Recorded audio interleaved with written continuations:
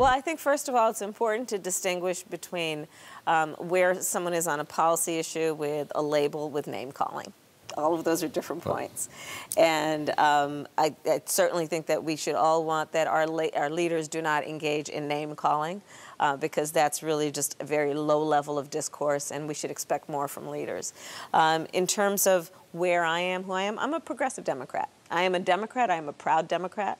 I'm not a socialist. I believe that the people in our country today want leaders who understand that right now everyone does not have equal opportunity to success, and we need to restore America's promise for equal opportunity to success.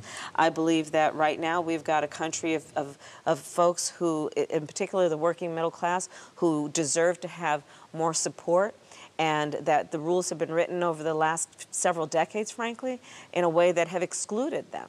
And we can look most recently at the tax bill that was passed that benefits the top 1% and big corporations, to the exclusion of helping middle-class Americans, which is why I'm proposing that we change the tax code. And what you propose is to take back the Trump tax cut. Yes, repeal it. Yeah, repeal to the wealthy and the corporations. Absolutely. Give that to the middle class, your LIFT Act, as you call it. That's right. Is that it for you, or do you think the government needs to raise more revenue? Well, Elizabeth Warren has the plan, you know, the mega rich get taxed higher. Is that a good idea, or do you think you start by taking away the Trump tax cut, redistribute it more fairly? We start there, but I absolutely believe that we also have to look at the fact that the top 1% can pay more and should pay their fair share.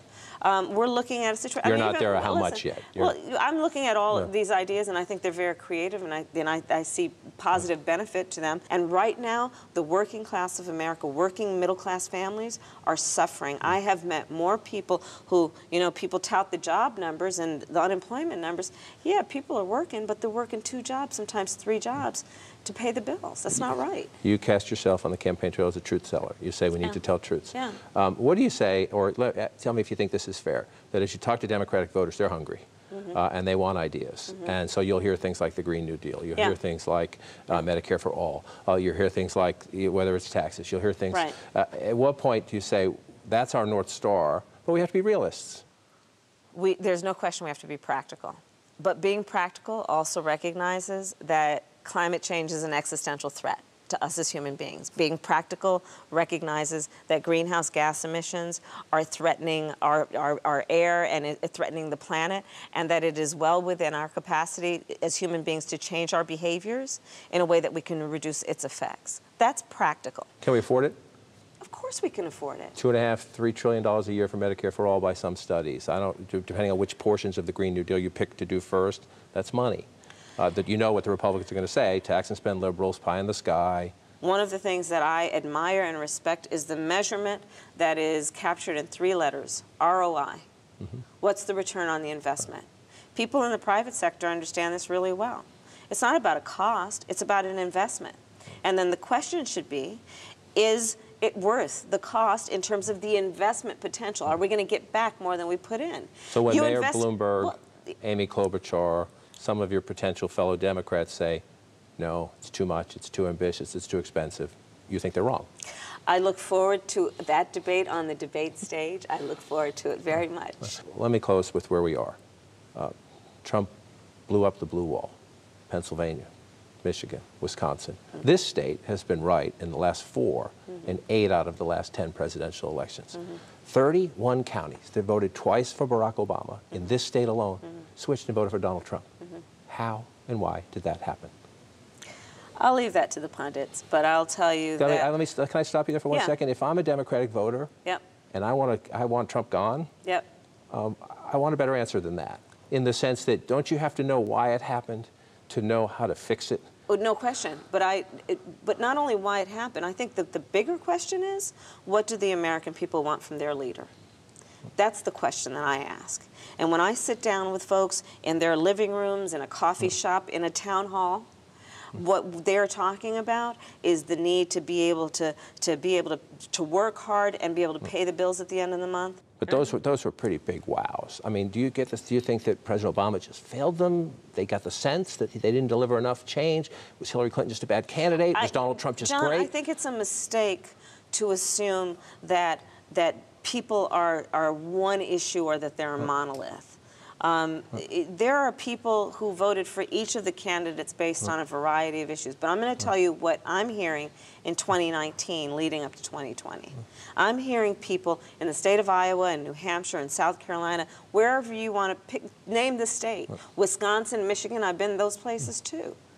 What they want to know is that people who want to be the leaders of this country are actually seeing them and thinking about the issues that keep them up at night. That's what they want. And whoever has the best plan for that, and I think speaks most truth about the reality of American life today, and speaks truth and with an honest heart and purpose about what can be the vision for our country, I think that's the person who the voters are going to support.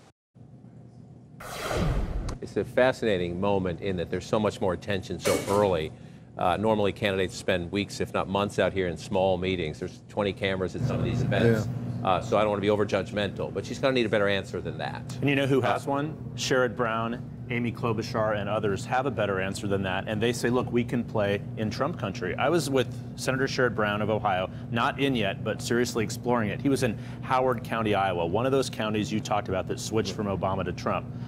The President Obama won with 57% of the vote. President Trump won with 60% of the vote. That's one of those counties. And he makes the case you have to go to Trump country and make the argument.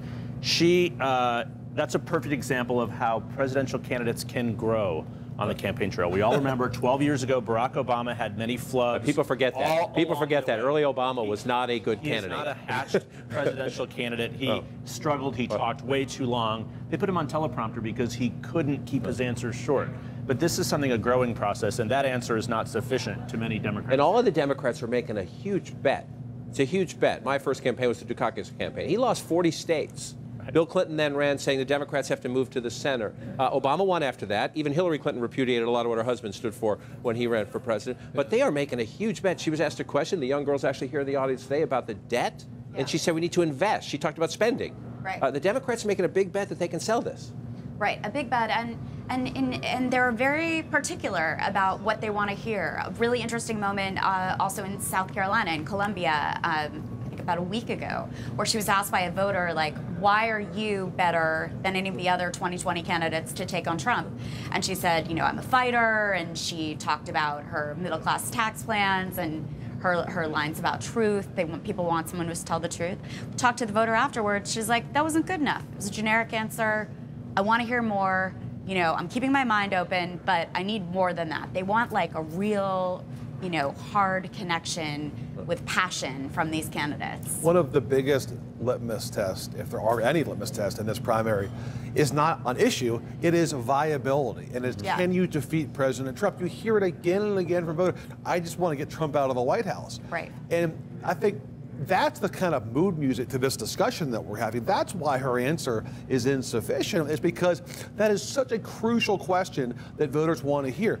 How can you beat Trump? How can you put back into play those states that Trump flipped from Obama? And just talking about the fact that you're a fighter and the American people care about issues X, Y, and Z, I don't think cuts enough ice right now with those kinds of voters who do in fact want to hear a plan for how you can win. And to Jeff's point, you've got candidates whose entire candidacy in some ways now is centered on their own viability, namely Sherrod Brown and Amy Klobuchar. That's their entree into this race of I won Ohio, I won Minnesota.